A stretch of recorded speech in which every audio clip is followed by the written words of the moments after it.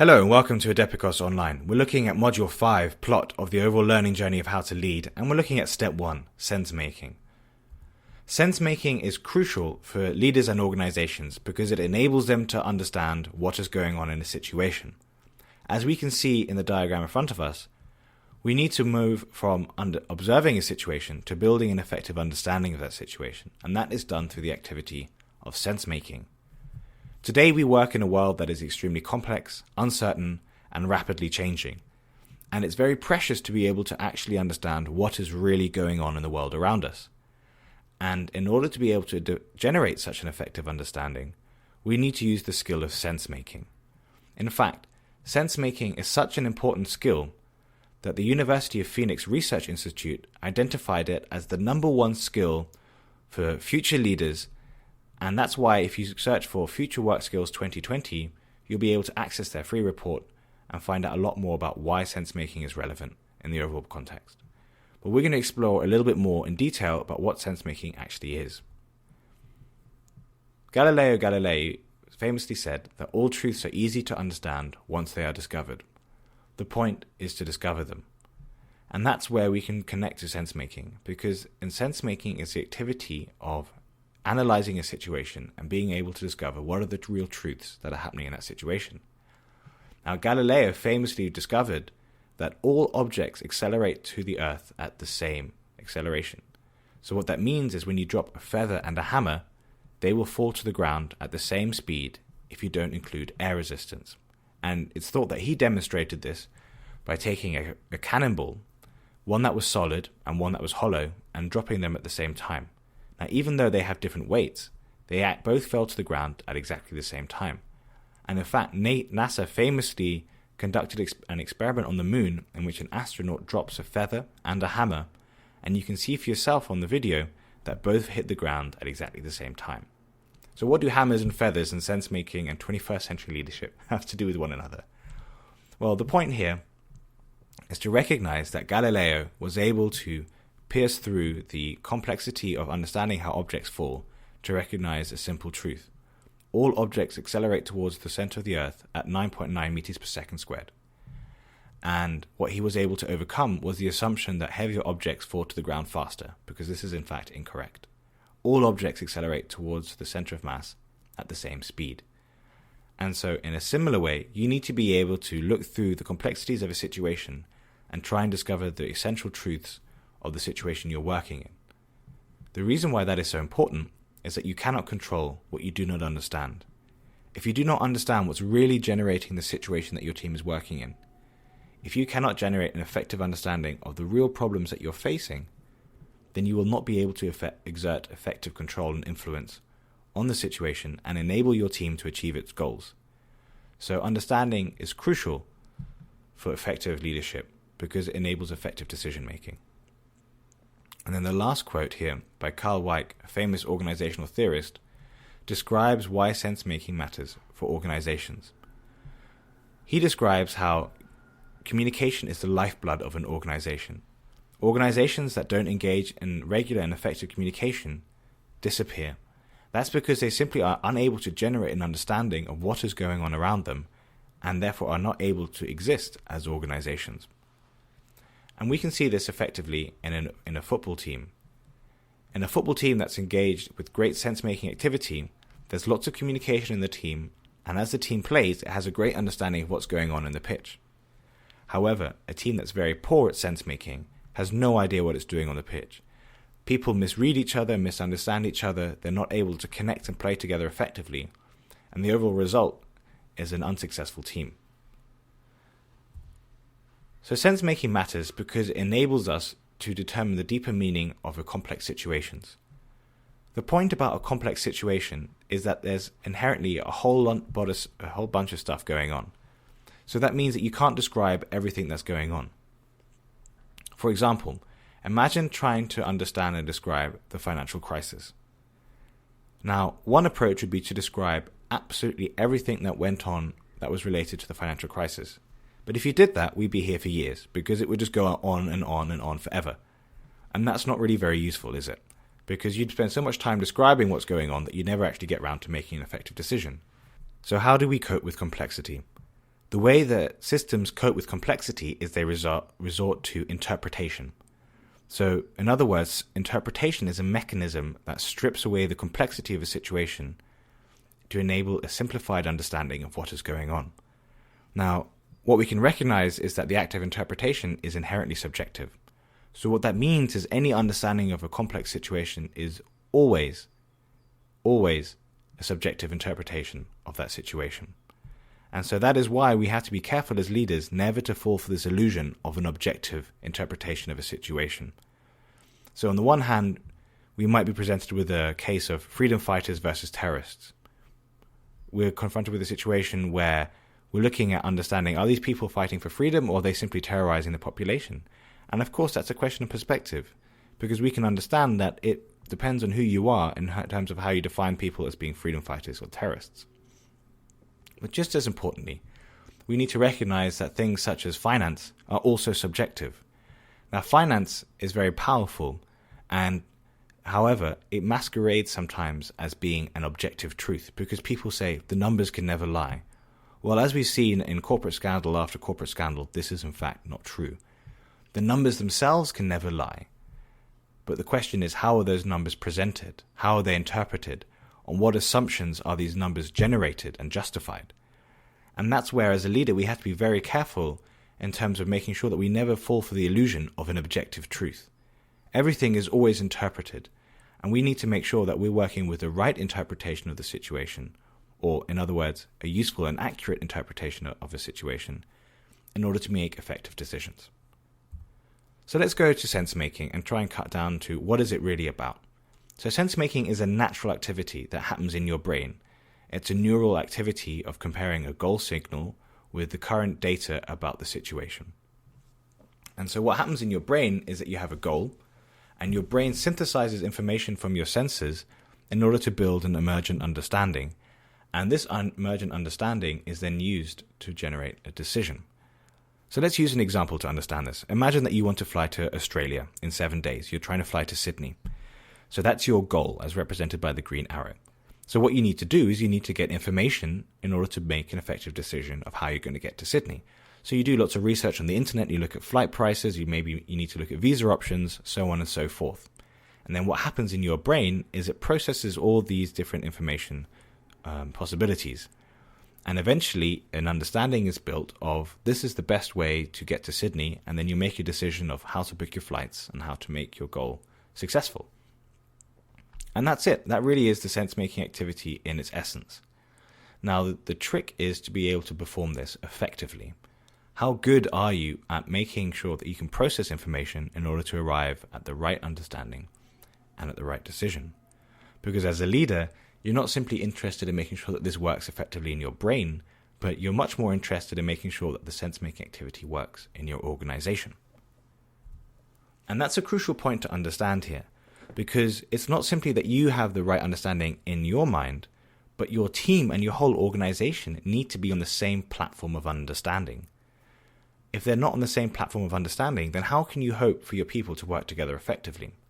So what I'd like you to understand here is a very simple but very important point.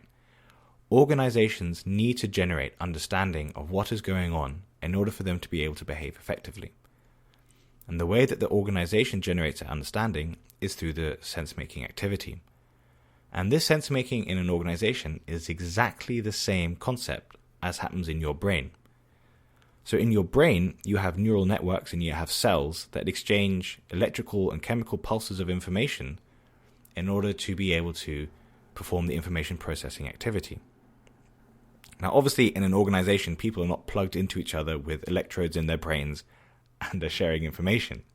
Well, at least not in our current day and age.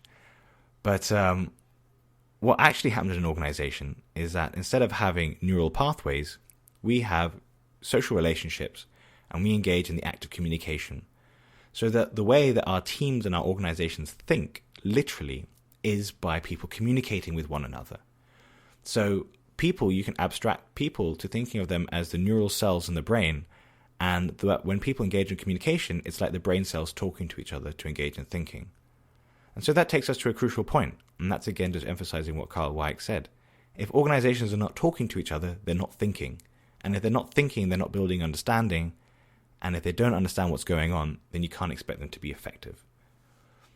So let's take the example of imagining now that this little group here, all of them want to go to Sydney. Whereas before it was just one person, now all 5 of these people want to get to Sydney.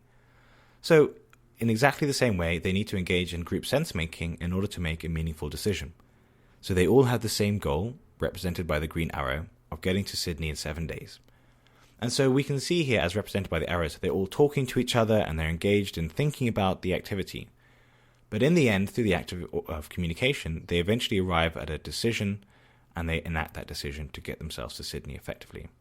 And we can see here that, crucially, if they don't talk to each other, then it's very unlikely for them to make a meaningful decision to enable them all to travel together effectively, safely and securely to Sydney. So in summary, let's just have a look at where we stand right now. Sense-making is important for leaders and for teams because it enables you to understand what is going on. In other words, the sense-making activity generates understanding. You have to build understanding of a situation. You can't just simply have it. It has to be created, and sense-making is the activity that creates it. The better your sense-making capability, the better your understanding of a situation. So teams and organizations that are great at sense-making are going to be great at understanding what's going on in the situation, and as a consequence, they'll also be able to make much better decisions. So let's drill deeper into this idea of sense-making so that we can build our own understanding around what it really is about. So there are 3 simple steps that any leader and any organization that wishes to make effective decisions must perform in order to be able to generate the understanding it needs to make those effective decisions. Step 1, you need to have a clear goal, and that's represented here by the green arrow. Step 2, you need to obtain useful data that describes the current situation. And then step 3, you need to be able to effectively compare and contrast the goal with the current situation in order to generate the overall understanding and make an effective decision. So the key point here is that the sense-making activity is actually the comparing and contrasting of 2 information sources, what the goal is and what the current situation is. And by comparing and contrasting, you generate a synthesis, and that synthesis is an understanding of the situation. And that understanding is basically a description of how we're doing in terms of perceiving our goal, and that enables us to make an effective decision. So we can have a simple example to become clear about this. Imagine that you're reading a map and you're trying to work out where you are on a map. You've got the piece of paper in front of you and you're just, you're not sure where you are. So we can break that down in terms of the sense-making activity. So you have a goal represented by the green arrow, and that is, where am I on the map? In order to be able to do that, you then need to look around you and obtain data on what the current situation is around you. So you're perhaps looking to identify local landmarks. Maybe you can look at some hills, some rivers. And by doing that, you generate data about the current situation. So now you have the 2 ingredients that you need for sense-making.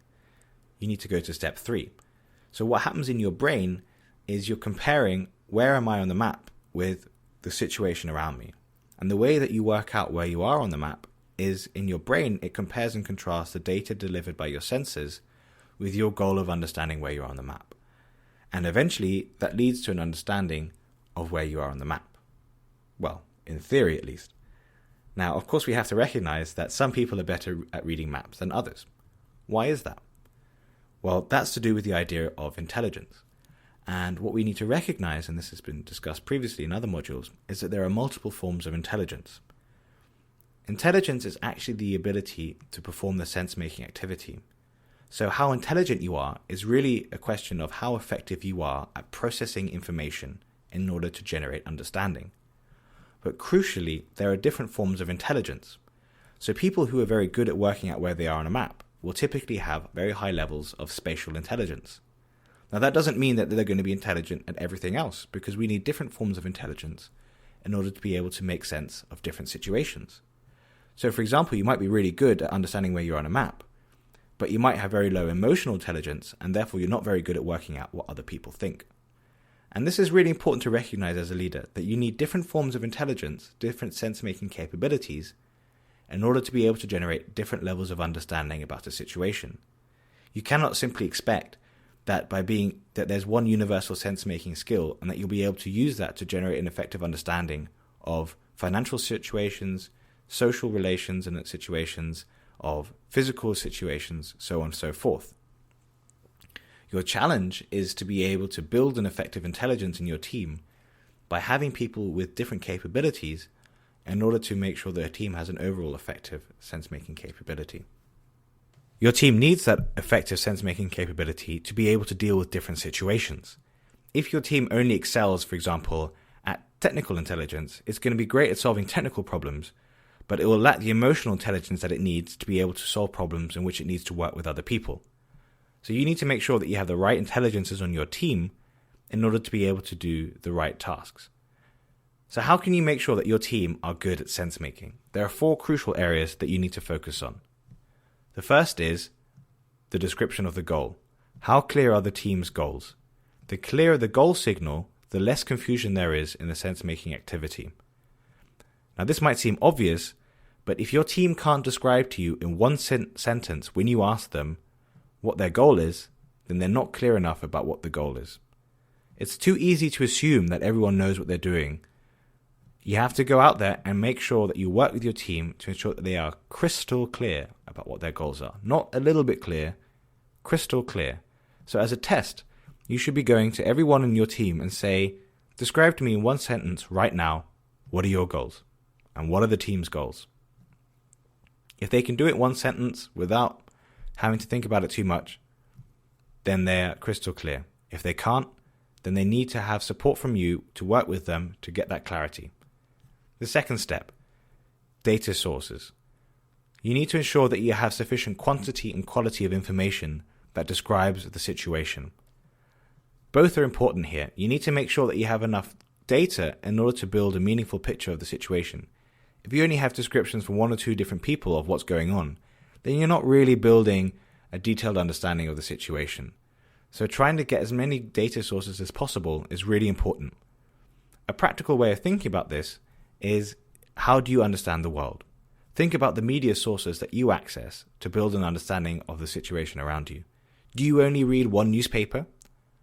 Well, if you do, is that only going to give you one perspective on the world? If you read 10 different newspapers, for example, or accessed 5 different newspapers and 5 different websites, then you're going to be presented with a very different quantity and variety of information. And that's important because you need to be able to access diverse sources of information in order to build a more effective understanding of the complex situation. So quantity of data is important, but also quality. Are you getting the right levels of quality to ensure that you trust those information sources?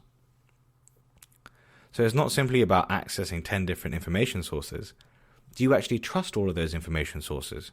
Because the credibility of the data is key for generating a trustworthy understanding of a situation. Step 3. To get your people to work together effectively to engage in sense-making, they need to talk to each other. So what you're doing here, to be very clear, is you're getting people to talk about what is the goal and what is the current situation and what do we need to do to make progress towards achieving our goal.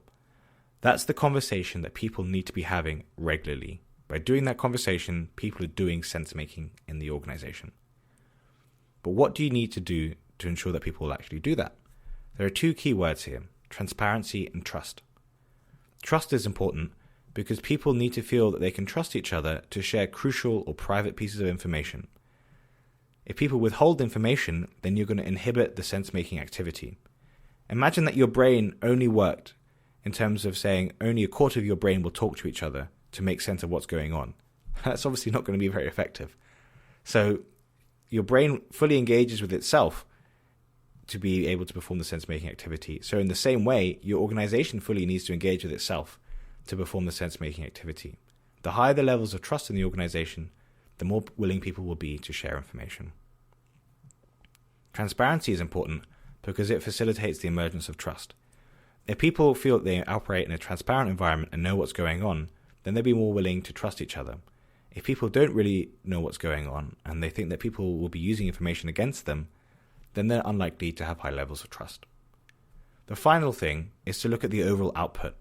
The goal of sense-making is to build understanding that enables effective decisions. So you need to reverse engineer the process sometimes. Look at the decision and say, does that decision make sense? Is that a useful decision? Is that a meaningful decision? And if your decisions are a little crazy, then it's worth going back to the sense-making activity to look at, are we engaged in effective sense-making? Because it's likely that if you're making bad decisions, that you will then have a bad sense-making process that created the understanding that resulted in that decision. I just want to give you one example of an organization that is really great at sense-making, and that is Gore-Tex.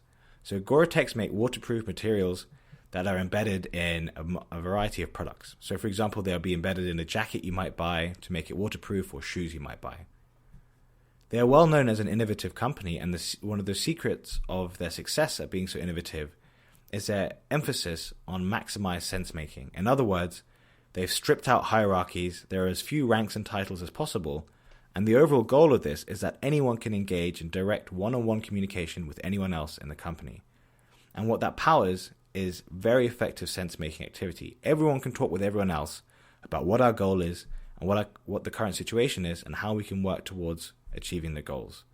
And this continuous sense-making is actually enabled because of the complexity leadership structure that Gore-Tex has taken on. And that's where we can connect this to the leadership structures we talked about, passionate people, because effective sense-making requires effective organizational structures that enables people to talk together effectively with one another.